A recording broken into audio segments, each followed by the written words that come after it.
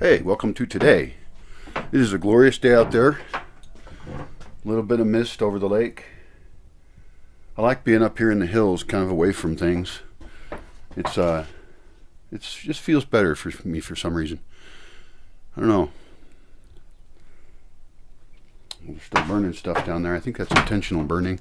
All right, so here's a belt. I don't fit it. I'm too fat because I got in an accident and it made me fat and I couldn't walk around. That's the only thing I like to do is walk around. That's the only exercise I like. So I'm going to hang this somewhere to remind myself. I'll just stick it right here for right now. It's a very important belt. And there we go. So my goal is to fit that belt better. Like to be able to. It'd be good. And I'm going to clean up this whole space. This is the upper floor of the View, which is where I live. And I want to get my sets going on up here, you know. And I could paint here probably too. In other words, I have this really useful space. It's kind of messy and chaotic because I'm a messy and chaotic person. So no surprise there. And but I gotta, think like I'm gonna actually paint on the floor where I could put the tripod, and then what kind of angle of views I can get from that spot, and then try and fix up those spots for their best utility. So that'll be an interesting little experiment. And I have over here a green screen, which is actually blue on this side. It's green on the other one. And it's a little wonky. It's not quite straight, but I think it'll straighten out in time. And it has these nice hanging straps here. And it's a little hard for me to do stuff right now. It's fucking like a nail sticking out of the fucking floor. I need a hammer up here. Yeah, I need to do a lot of hammering and nailing, I think. I need to be able to hang stuff. Well, I've got a long day ahead of me. Feels good though. I'm getting my shit together a little bit. So, yay. So how am I going to do this? How am I going to set this up as a set of sets in a very small space? There's junky stuff in the room that I don't want to have in the background. This particular one I'm looking at, it's a bunch of shelves, and I could just hang big cloth over it. I think just basically curtains over it would be the way to go. It doesn't even have to be perfect. It's not a bad idea to put a green screen there, maybe. That might be the best spot for the green screen. Wow, what a crazy idea. So you want to see what you want to cover up maybe in your space. So maybe you want to hide some shit. And, as I look around, I could make a lot of sets in a small space. The only thing is the tripod and lighting. I have to have lighting. My lighting sucks, as you can see. So I should get every light I can up here to give myself flexibility of where I can film at what time. Now I do have natural light. This is a particularly gorgeous spot right over here. I have a very important stained glass to me hanging in the window. Some art. And then, look, somebody threw beer cans around here because some kind of pig lives here. I have to have like waste receptacles too, I think. What a mess. Anyway, so during part of the day, this would be a good spot for filming. It would not be good in the morning. It would be good in the evening, and maybe even clean this window. That'd be shocking. Out here, I've got a porch, and I want to start maximizing use of this. Now, you notice I'm backlit, so that's terrible. But in the late day, with some fill light in here, and I have a light here. This is kind of broken, though. But I could use a bigger light in there, and then I could do, like this stuff right here. I'm going to be looking at all these bottles, and I'm going to make a video about what's good or bad about each one of them, and how we can think about packaging and stuff like that.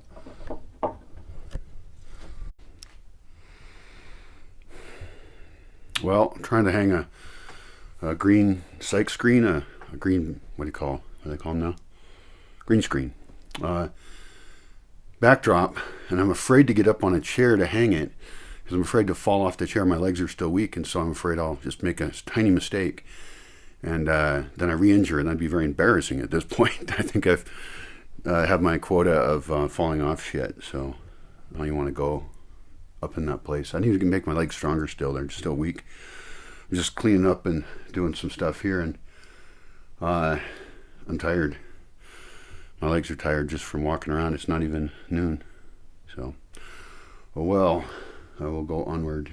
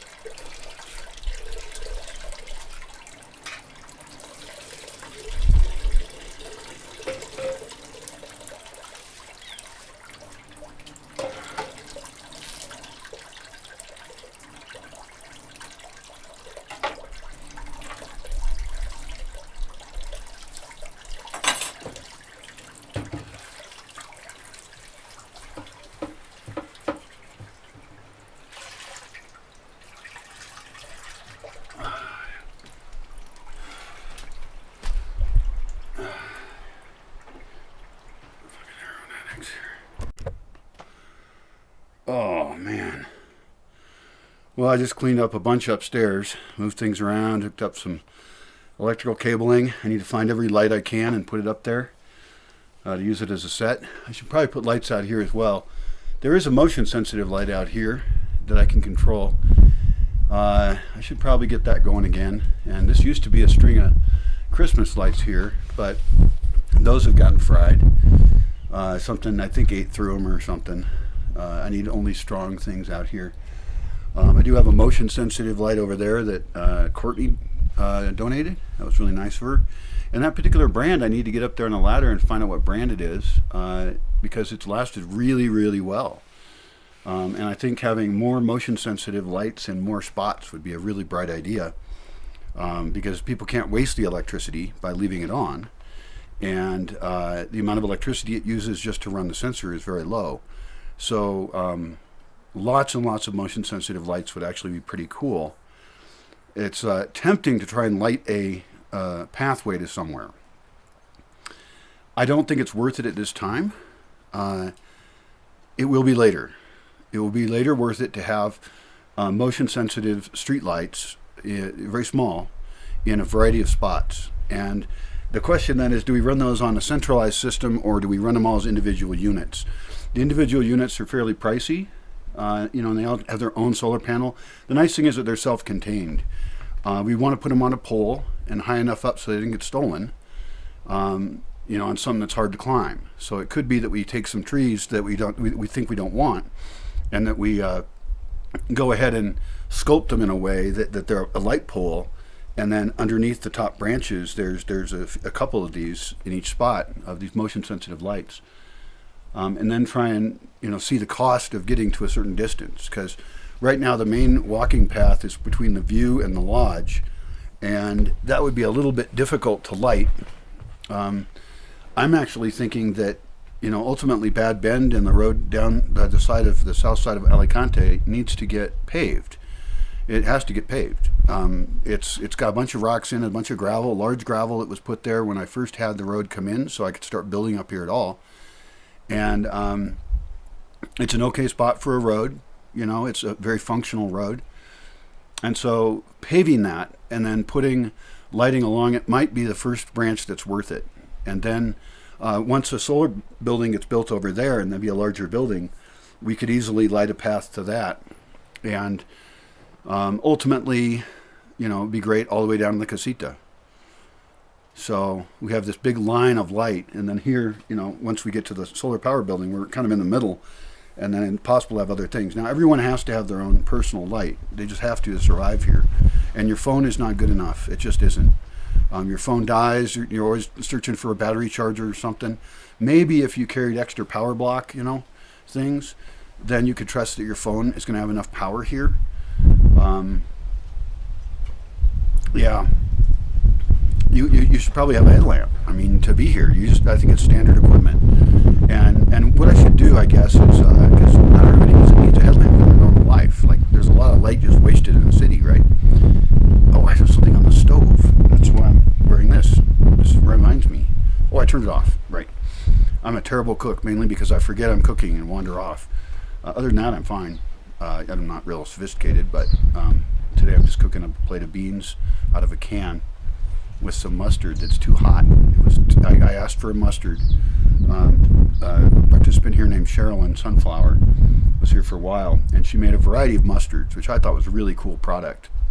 And she made one that was really good, but I also asked her to make one that was too hot with my chili perrones. I think they're chili perrones. And so she did, and she succeeded. It is too hot for me to put on a piece of bread and eat that piece of bread comfortably. Obviously I could do it if I had to, but there's no reason to suffer from your food. So I just put a spoon of that in with 1 can of beans and then heated it up on the stove, and I'm waiting for it to cool down to give it a try. What's about to happen to me food-wise, I don't know. I've been eating exactly according to my values because somebody else who was cooking actually shares the same values. It was all vegan food, with the exception of getting meat in town and eggs. We get eggs because they're just, if you eat eggs, 2 eggs a day for a guy my weight, and I can be sure that I can eat vegetarian and have all the minerals and protein, everything I need. I don't have to think about it. So that's why I like the ovo vegetarian idea, I guess. Maybe I'll start calling myself that. Except that I eat meat too. I like the beef around here is just fine. I know where the cows grow up and what their life is. I know what the slaughterhouse is like because I went there, and it seems very efficient and good. And then I can get roast chickens. Now those roast chickens aren't raised locally, and I'd like to change that. But actually, I don't want it to be chickens. I want it to be rabbits. So I want the culture here to not be to eat roast chickens, because chickens are really good at producing eggs, and that should be why we raise them, in my opinion. Rabbits are actually faster to process, and they can be raised in a way where they can eat things that are just out of the forest. Now, there's 2 plants here I wouldn't give them, like that are poisonous plants. But any other time when we're clearing trails and stuff, we should just dump food into the rabbit thing as much as we can. And then somebody needs to be living there and watching them all the time.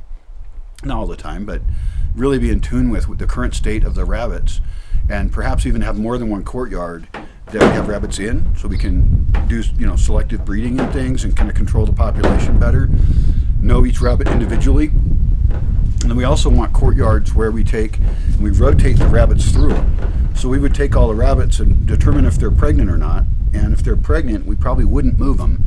And also if they've just had babies, because they're taking care of babies underground. And so if we're going to move the rabbits around, we have to really be in tune with what rabbits are where. Like even have cameras on the entries to their dens, because they build their own dens. And so I think we need to monitor which ones are in which dens and how much they're going in there, and have lots of housing that isn't like all dug in, because I don't think at night, that's one thing, like I'm so not in tune with the rabbits. I don't have rabbits right now. I had them before, but I think they're the perfect meat solution. And I have a answer. I'll put a link to it somewhere, or you can look it up. Why did Bosque Village decide to raise rabbits? And I have a bunch of related answers to that, about why that is the best way to produce meat. And I guess I should make a video just about my views on that as well, to really flesh it out. I'm not going to do it right now, but yeah, big proponent. Oh, there's a cute hummingbird.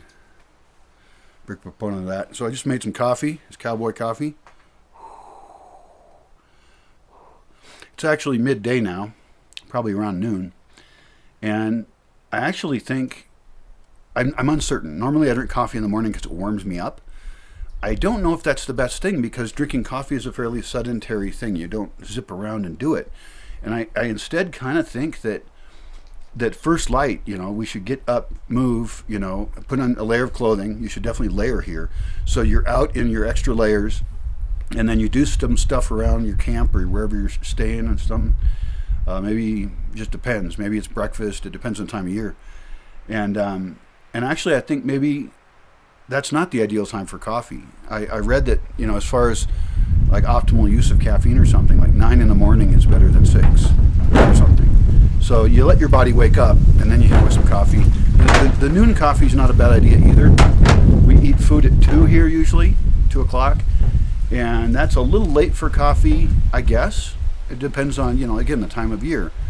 Because when the sun goes down, you should pretty much go to sleep. And that works great in the summer, in the spring, and the fall. In the winter, the nights are pretty long, and so we have to figure out which end of the night we are going to be awake. And I would recommend that we be awake always early in the morning. So that's our, as soon as civil twilight out, you should be up and moving and starting your day. I just believe that uses the light better. And so we can count back 8 hours or something and say, well, this is the kind of time we would go to bed, and then this is when the last activities are scheduled. Because the activity schedule will actually determine a lot of, people's normal daily cycle. One thing we don't want to do is normally have an all-night place. I'm not against having one, but it's a place you would go, like, I don't know how to say this. It shouldn't be a really fun party there. And I think because I want people to be moving and in the light, I want to design the culture here so that it fosters that.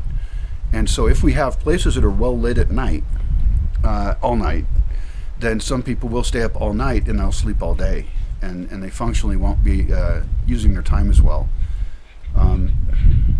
It also depends on why someone's here. Like, I'd like to get residents into the cycle of that I desire. But what if it's a festival? You know, what if it's 65 people coming here to have a good time, and you know, we have lots of stuff scheduled, and it's a very intense event. Do I still want to get them up in the daytime instead of the nighttime? I think I do. It's either that, or I would like to schedule useful stuff at night, because my fear is to just create a party. I really don't want to do that, and I've done a good job at not doing that. There's been some parties here that's been really fun. We've had New Year's Eve party. We've had birthday parties for certain astrological signs, like the Virgo birthday party and stuff. But you know, we had dance parties, and I think that's still doable. All those things are possible, but I don't want it to be a nightly thing. And in a festival case, do we make an exception? I kind of think we don't. When people come here for a festival or a gathering thing, I want to show them as much as possible the culture of the normal space, because partly I might want to recruit those people as residents. And so I want to see if they like to fit in with the vibe of the place we're creating. So I don't actually think we should make a bunch of exceptions for festivals. I think the only difference that a festival will happen is that, you know, the kitchen ramps up to feed more people. We have more guides to help people who are newer or the first time here. Right now with the pandemic, it's a little difficult. This is 2021. But let's assume that will be over with. I think that may be an incorrect assumption. But let's assume that goes away. We still would actually want to be very health conscious here. And I still want to... well, I mean, I've heard of festivals where, for example, hepatitis goes through it, or dysentery. And I don't think they were hardcore enough on hygiene in the kitchen. And that's one of the reasons I want centralized kitchens. I'm big on that. I want them to be stainless steel counters and all this. I don't have the money to build that, but that's a fundamental infrastructure that has to exist. There can be external food systems, you know, like grills and stuff for people grilling veggies or meats or something. There can be solar ovens, and people can cook their stuff. I mean, it could be that you can rent a solar oven, and then we rent it to you at a price that's higher than the value of the object. And so if you keep it or you break it, we don't care. And then we buy it back from you if you return it. So maybe we just have people leave a deposit overall. I don't know, but I have to be kind of protected against people abusing facilities, essentially. I've not had a ton of problems with that, but I likely will have problems with that. So, yeah. A few thoughts about driving to the Bosque. I really like it when people drive here. It opens up new possibilities. First of all, a lot of people are driving from the state, and I'm really interested in people in Michoacan coming here repeatedly. And so if they have vehicles, that makes it much easier. Also, people who are regularly coming here or want to come here regularly could suggest as a potential member of the place a person with a vehicle that they like, obviously. But they could have a slight bias towards people with vehicles, because then they themselves can get a ride out here. The vehicles can't be too low, you know, like really, really low. But I think if you're coming in not very regularly, that the road from Yotatiro is good enough now, and I'm working on improving it. That's, you know, tens of thousands of dollars of work. It's going to have to go into that. Not tens of thousands, a couple $1,000 to fix it up, and permission of some people. So, but bigger vehicles would be better. You could do it in a pickup truck. You could do it in even a regular car. You can do it. It'll have a little trouble on some spots in the road. So the other advantage of coming in a vehicle is if you're coming locally, you can bring stuff, more toys, you know, more things to make the environment richer for you. You know, you could bring musical instruments and things like that. If you're traveling, one of the cool things, if you're traveling by vehicle and camping at all, then you're a more autonomous person, and you can camp out. It's easier for you to camp out.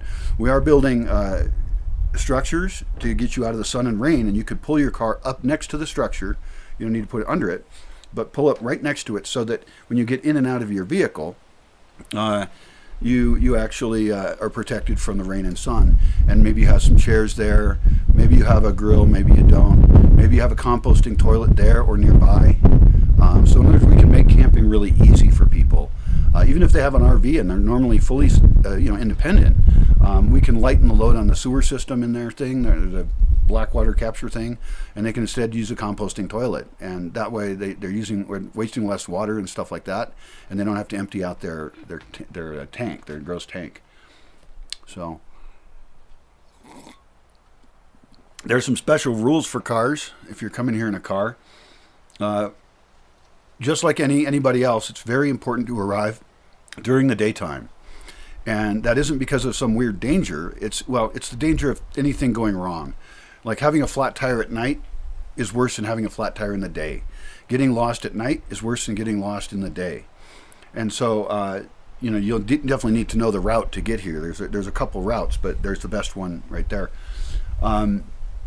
The gate's locked, and so the gate is going to have to be unlocked for you. The ideal would be is if we can locate a kind of lock that is a code lock, it's coded, combination code that we can change, and that it's actually welded into the gate, so that we can just tell people what the code is, and then we can change it when we wish. That would be the ideal, and that should go in the budget, actually. We don't have a lot of facilities here to take care of cars, so you should come with a full tank of gas. Your car should be in good working order. Don't come here with your beat up, shitty car that breaks down. I don't want to deal with it. I'm not prepared to deal with it. And, I've helped people before, but I don't want those kind of people to be invited. I don't want their car here. So, so come prepared, have a spare tire, Don't honk your horn unless it's an emergency. So don't even use it to communicate. If it is an emergency, an actual emergency, and somebody better be hurt, or you better need some help, really, is 3 beeps, beep, beep, beep, and then you pause. You go 3 beeps, beep, beep, beep, and then maybe you do that 3 times or something. And the thing is, the first beeps get someone's attention, and then they start to see that, oh, it's 3 beeps. Oh, it's 3 beeps again. This is clearly an emergency, and pretty much anybody responsible for anything should go to that location. The rangers in particular, as soon as possible, anyone on site should call into the main Bosque number. There would be an emergency number here, and report on what is going on, and then the appropriate actions can be taken, But otherwise, other than that, don't beep your horn. It's rude. Like if you pulled up to a cabana to pick somebody up, don't beep your horn. Get out, park your vehicle, get out of it, or yell at them maybe, but I don't even like yelling a lot. The point is, it's a very peaceful place. The audio here has enough problems from, chainsaws over there or a party in town. Believe it or not, I can hear parties in town 5 kilometers away. They're loud parties. But to the degree in this space that we can control the audio, we will. And so, like I say, I don't even like people yelling at each other from a distance. Somebody else could be recording. We can certainly have events where people yell, times when people yell, that's great. But in general, we want to be really quiet. Back to the cars, you're prepared. You're as independent as possible. You may be car camping, it's more likely. That's better if you have a car. And what else? Oh, playing your radio. And there's no amplified music here. Don't play your radio. The other problem with playing your radio or doing other things with the electricity of your vehicle is your vehicle will die. And this has happened before. And then we have to pull the battery out and jump it, and do things like that, or, jump in the cars. And that's annoying. Don't want to have to do it. If you need power of some kind to power something or charge your stuff, you may not want to do it off your car battery. You may want to buy the correct equipment. We also have some spaces here where you can use USB chargers, and you can charge batteries and phones and things. There's ways to check your batteries into the storage thing, and then they're charged in there in a secure location. But the more independent you are, the better. So cars are really helpful with that. Something I would add is that if you're planning to take someone here in your car, they have to be approved already. They have to have an appointment and be either a member or your guest, right? And you will want to send them links to our educational information for first-time guests. And one of the things that we'll tell your passenger is to make sure that you have a great plan to meet the person at a certain place, or they're going to pick you up or whatever. Be ready on time. Be ready the night before you come here. This is not the same as a hotel. This is an adventure place. And so you got to step up your game as a first-time person. And you have to tell the first-time people this so they don't screw you up. I have had people arrive here after dark. It's very inconvenient. You have to find where they're going to camp, and especially if they're first timers, they're very confused. So follow that rule of showing up as early as you can. If you're coming from Morelia, Uruapan, Mexico City, Guadalajara, you can do those drives in one day. But you should absolutely leave the place you're leaving at first light. Leave as early as you can. And I have a list of spots on a map that might be useful to you as you drive here. Like places that I recommend you can buy a torta, other stops you can do maybe after you're leaving, and do some touristy stuff. I would recommend when you're coming here to leave as early as you can and come straight here with very few stops. Now, maybe there's stuff you can pick up for the Bosque. Maybe you want to buy some snacks. There's a few places I recommend that have some local candies and things like that. We're not real big on sweets here. But so we'll have things that you can do on the way in and things we would instead recommend you do on the way out. Because arriving after dark into Morelia or Mexico City is very different than arriving here after dark. So when you leave, you may take a more leisurely route and enjoy some of the great local things around here. Businesses and crafts for sale and mezcal, and there's a bunch of stuff you can do around here. But do it on the way home, And again, still, I would recommend if you are planning on doing that, you have two options when you're leaving, really. Your options when you're leaving are either wait as long as you can to leave, which you need to leave here before dark, certainly. But you could make it so that, if you're comfortable night driving, which I don't recommend night driving here at all. But you could time it, for example, if you're in Morelia, so that you would just arrive in Morelia half an hour before dark or something. So Morelia takes, 40 minutes to Pátzcuaro, 20 minutes to here, to Aronga, another 15 up to there, up to here. So, 20, 15, that's like a half an hour, but it's more than that. So, and people are slow kind of, and things happen. I would almost call it an hour. It's almost a 2-hour trip. I would call it 2 hours to get to Morelia. Now, obviously, the actual time is less than that, but if you even stop somewhere, that can burn up 10, 15 minutes. So you could, let's say it gets dark here at 8 o'clock at night, right? The latest you want to leave is at 6 o'clock. And I think one of the other rules we can easily make is leave before dinner. Your last dinner is not included with whatever your schedule is, unless there's some special arrangement. But we have comida at 2, and so people can stay that extra comida. And it's possible, if they really planned it correctly, and this is hard for the kitchen to plan for, but if they planned it correctly, they could actually get here before comida and then stay for the extra comida. They could actually get 1 extra comida that way.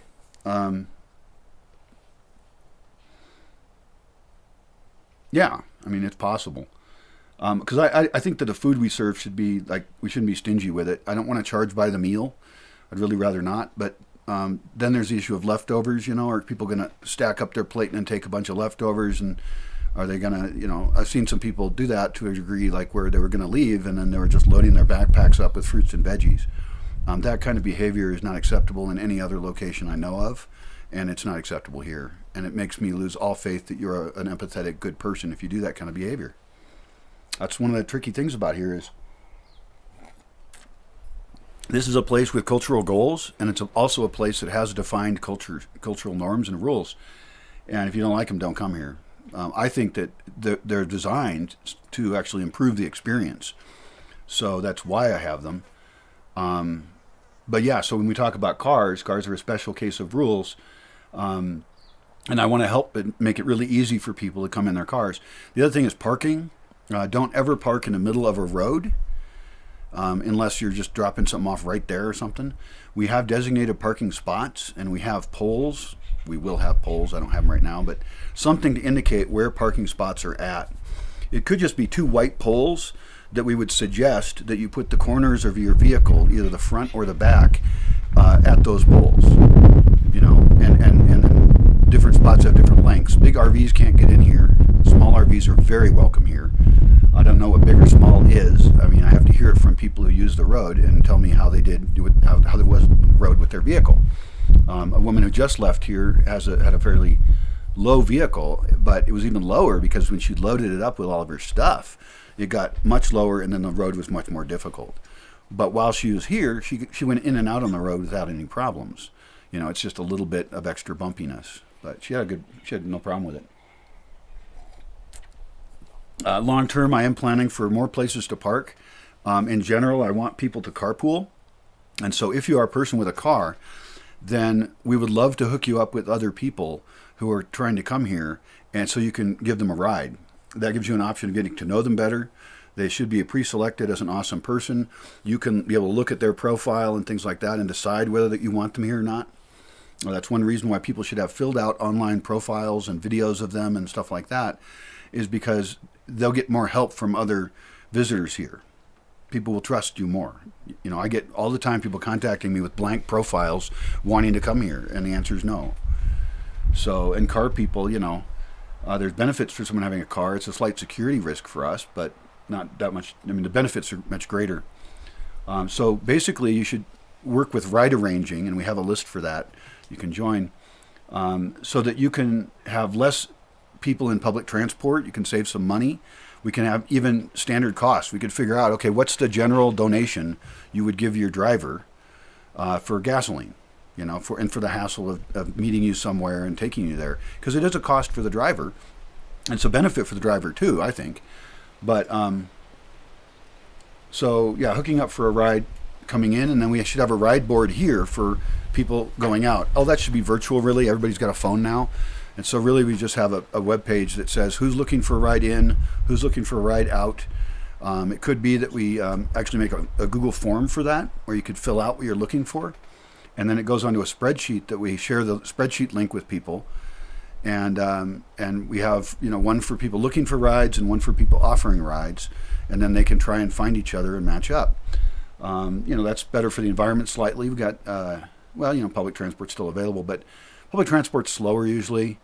And that money might as well go for the gasoline of somebody who's already driving here, right? It lowers the cost for the driver. And then, so there's obvious benefits all around. I almost wish there was a private Uber app where you could just have groups of people who had access to it, and it wasn't everybody, and that you could say car available, car wanted, and this would be like an open source thing. It'd be great. And that way we could maximize our use of vehicles. Now, obviously, during the pandemic, that's not the best idea. That's another reason to have people. Now we want people with cars because they can come here alone. But after the pandemic, maybe people would be more inclined to give people a ride. And of course, passengers should estimate how much stuff they have. This also would allow people to come here with more stuff, even if they didn't have their own car. That's a little risky because we don't always know if you have a ride back. Getting a ride to here doesn't mean we can arrange one to go back, and so you might be carrying all your stuff back if you're really heavily loaded. So that's a difficult thing.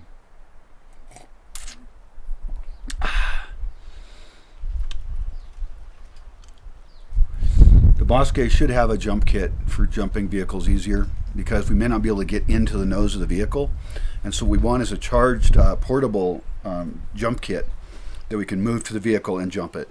We should probably also have a thing to get into locks of cars and know how to do that in case someone locks their keys out of their car, because there's no locksmith here. So we should actually try and support you in that. But my advice would be, do not lose your keys. And you may want to leave a bunch of keys somewhere else. Like, just leave most of your keys in your house. If you carry a big key ring, I would just bring your car key and your house key. You know, and you might be able to just carry it on a thing around your neck underneath your shirt, or just, you know, on a carabiner or something, so that you don't lose your key. Don't lock yourself out of your vehicle. That's inconvenient. There are some cool ideas that we could have of somebody who does have a vehicle. If you have a vehicle, you have the option of bringing heavier stuff, right? That's what we're talking about. Well, what suggestions will we have? Well, musical instruments are certainly one, especially if you can play them. You could bring lighting things. You know, there's not a lot of lighting here. And they sell these little, you know, solar generators. You know, they're really just a battery pack or power cubes or whatever. So you could actually step up and bring things for a little bit more power. And we might make exceptions for you for certain things. Like, the rules here are not, you know, unless they serve us, they're dumb. Don't break them. We can talk about them, though, because we need to break some rules to improve the place. We don't want rules to apply all the time in all spaces. And so, for example, if somebody was to bring a power cube here and they wanted to play music in Mystico, which is an artificial cave, at night at a low volume, because they really like music and it makes them happy. I mean, they could have a, you know, tiny little pub in there or something. I'm planning on concreting the floor to reduce dust. I'm planning on putting in lighting eventually, but I don't have any right now. And I want to put in a firebox so that I can heat it up at night. And it's actually a really warm, protected space, even in a rainstorm. I want to put a little porch out in front of it. And up on the top of it, I want to put in a railing right away. And then later I want to put in a roof on the top of Mystico. So I've got, this is a space I'm talking about. But the point is that I haven't done all those things, and I can't do them right now. But by you bringing certain tools, you can make up for my lack of infrastructure. If you have a vehicle, you may want to bring your own water. Bring a Garrafone, a big, one of those plastic jugs of water. They sell them for $2 or something. Or, yeah, around that. So 20, 40 pesos, something, I don't know.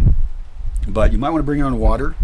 If you were really fancy, you could bring your own folding tables, and you could bring a water dispenser, and you could bring a gas stove if you wanted, especially one that had a little bit of wind protection.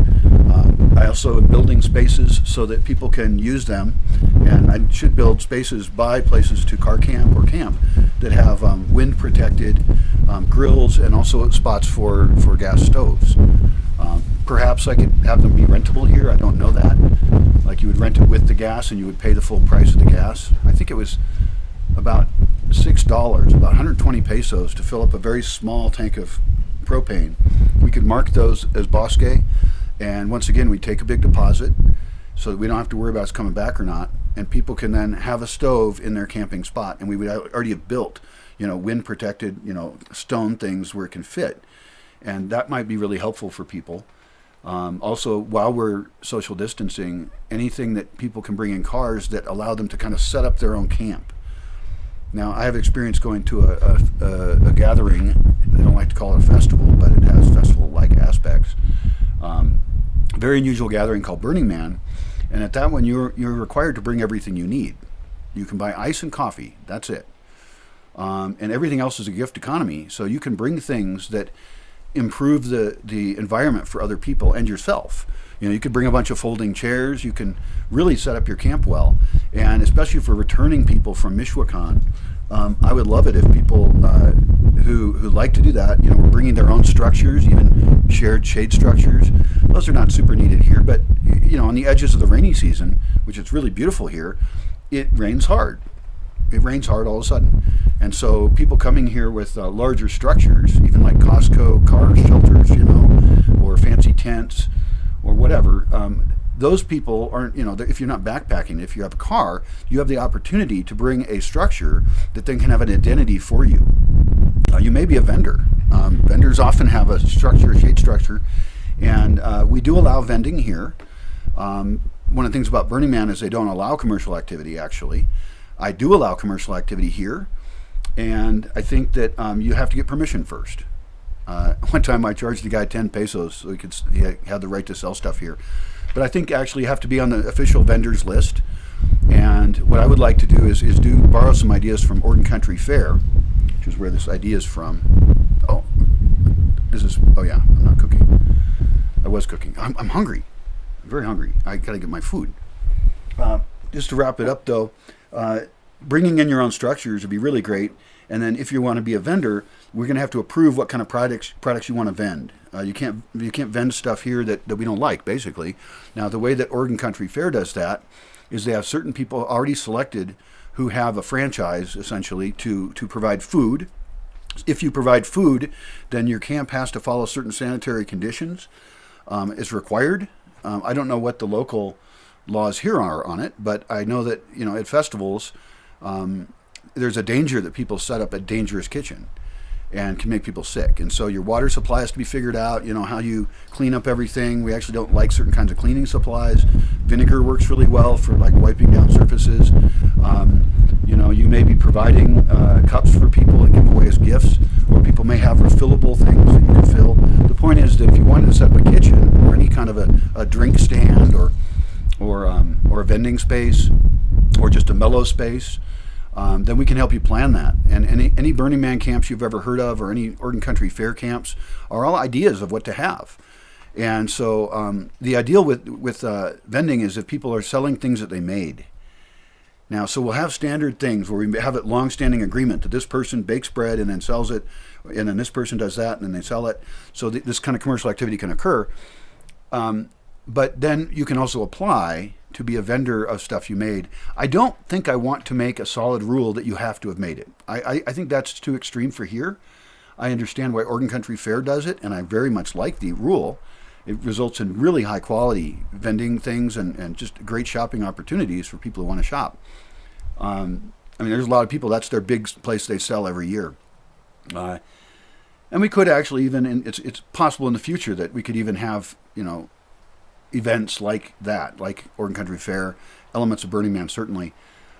So coming in and establishing your own camp will kind of raise your value here and allow you to have a more intense experience. I think I should probably make a video just about great ideas for how to beef up your camp, because I have a lot of experience with these kind of things, and I could just do a brainstorming list, maybe a spreadsheet, and just have every idea, and then you could just go down that and say, hey, does any of this really fit with me? Or do I already have a product I want to sell? So, all right, well, that's enough about cars, I guess. Getting dusty out here. This whole place needs to be concreted because the dust just kicks up and hits anything like this camera. You should realize that anything I say in these videos is, well, it varies. Sometimes it's something I know a lot about, and sometimes it's speculative. So, like, I have a lot of plans for what the Bosque Village can be, a lot of infrastructure plans, and a lot of cultural plans. So, whatever I say, it may not actually apply to the time you're coming here. There's different rules for different times of the year.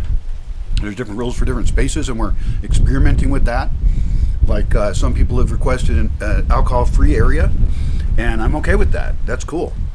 There should be, I generally don't want people to get drunk a lot here.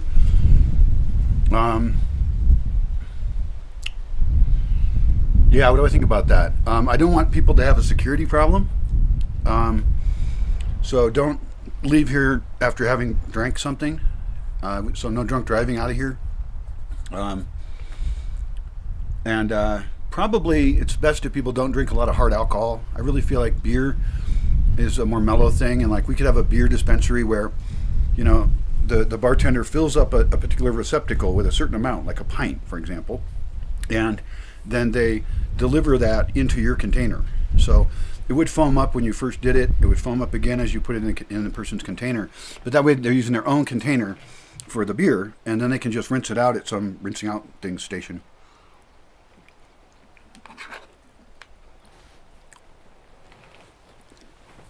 Part of the idea is that people have their day pack, and they carry with them their silverware and their bowl. Like this is a little red bowl, very simple, very flexible. In this case, it was donated, and MSR, Mountain Survival Research, maybe? I don't know. But camping stuff like this is a pretty good idea. And the idea is that some camps are offering food that you just go up there and you have your own receptacle. They then don't have to wash dishes as much. They still, if you're running any kind of kitchen, you're going to have to wash dishes. But I think we can get really good at that. Oh, this is spicy. This is those beans with mustard. That spicy mustard. I just put in 1 tablespoon for a whole can of beans. And that's spicy.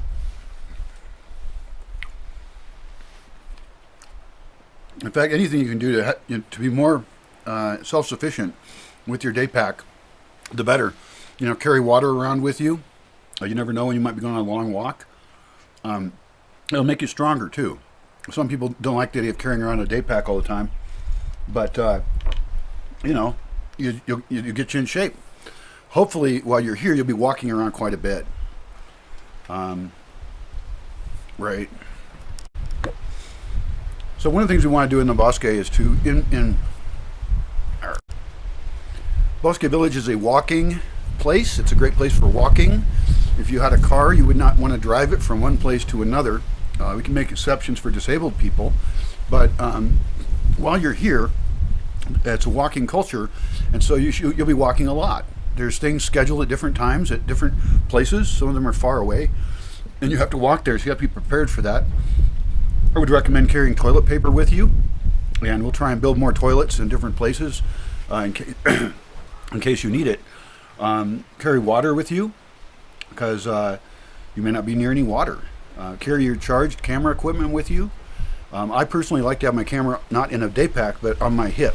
I really think that I want to be able to pull the camera out in as few seconds as possible and begin recording. If you have any medications you need, you might want to have them in your day pack. I don't totally know. I'll publish a list of what I recommend you should have in your day pack, and then, like, I strongly recommend, and then extras that you could have depending on your interests. So, yeah. Be prepared to walk. That means have good shoes. Some people come here in flip-flops. That's not very good. This is not the beach. Things are rocky. There's trails. You're going to be going in place with sticks. I personally wear Tevas or Chacos. They're a type of sandal, and I'm okay with either brand, Tevas or Chacos. They're both great, and they leave your foot mostly open, which is a little bit tricky if you're not used to that. Like, you wouldn't want to walk in a place where sticks were going to poke your toes.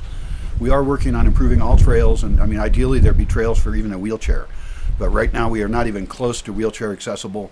I've been disabled here. It's totally inconvenient, and so we currently cannot handle folks that aren't mobile enough to move. And part of your mobility is by having good footwear. You could wear tennis shoes here. That would work fine. I don't do it. Also, boots are good. Boots are not bad.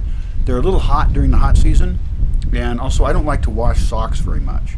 I would rather wash my feet by soaking them in some hot water and get my feet clean, and then sometimes I soak my sandals as well. And I'd rather do that than have dirty socks. I have to then do laundry and stuff, and the socks smell bad, and then you have to eventually they get holes in them, and you have to throw them away. But those are your choices, I think. Tennis shoes that are strong, not weak, boots, sandals. I did tell somebody once to get Tevas, I think it was, or Chacos, and they actually just bought a shoe from that company, a regular shoe, and so I didn't really meet the goals. I should have been clearer that these sandals are just great. They're a great way to go. They don't slip off your feet. I mean, people who do river kayaking use either Chacos or Tevas. I forget which, probably both. But if they're good enough for a kayaker in a river, they're good enough for here, certainly. Also, on hot days, I'm not in the sun that much. I'm in the shade right now, so it's not bad. But I don't like to have my feet enclosed in shoes so much. It doesn't seem good. Don't bother with the high heels at all. I've had a couple of people show up here in high heels, and it just makes me laugh. They have no idea where they're going. Not possible to do that here. Maybe you could do it for a photo shoot or something if you were doing a beauty photo shoot thing or something. But that's not usually the style we shoot here anyway. I'm not big into glamour shots. Yeah. So photography in the Bosque Village. Let's talk about it. We're big on documenting everything. Everybody that comes here almost signs a model release. Everybody should sign it, even if they are a person who is not going to get photographed at all. They might change their mind in a particular moment. They might decide to join in on a group shot or something. And I just don't like the idea of us producing works and then thinking we can use them, and then the rates are rescinded. By being here, you already have signed a contract just by being here that we can use your image. Now, there might be exceptions to that. And certainly there's people who can wear a green scarf or have a symbol that says, I don't wish to be photographed, don't even ask. And they might have it on sometimes and not others. And we can have different rules for photography in different spaces. So we do have to post up signs, I think, of no photography areas. I don't know where we would put them currently. Everywhere's photography area. Hi, Coco, you're so pretty. Yeah, come here. I did not feed the dogs last night. I'm a very bad dad. They're still here, though. They didn't move out. Yeah, you hungry? You hungry, boy? Yep. I decided I'm just going to feed them later today at the normal time because I want to get them into a routine. And so they did skip a day. That sucks.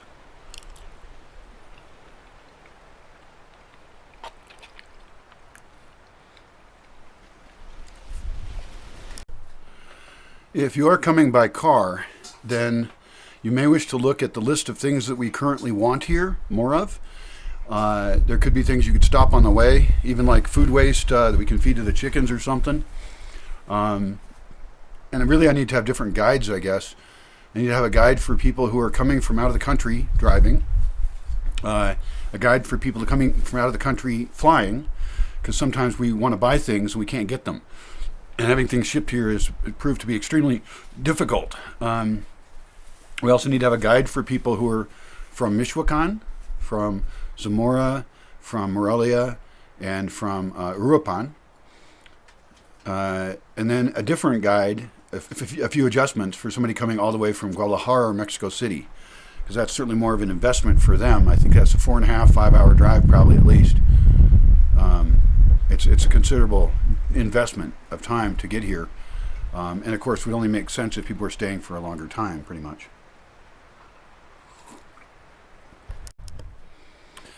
We also have a list of various activities that are easy for people from the outside to lead. So there's suggested activities and some tips on how to lead that kind of activity. You know, for example, we have a boom box here, and so if you burned your music onto a CD or something, or maybe a USB, then you could play your music during your event. Like dance classes, obviously, for example, often have music. With something like capoeira, you could do it with or without music, probably. But, you know, we can be very supportive of a lot of types of activities. We have, you should look at a toy list, I guess, of what things we have available. And then you may have things you want to teach, or we have circus toys. There's a variety of fun we can have here. So that was a lame ass clip.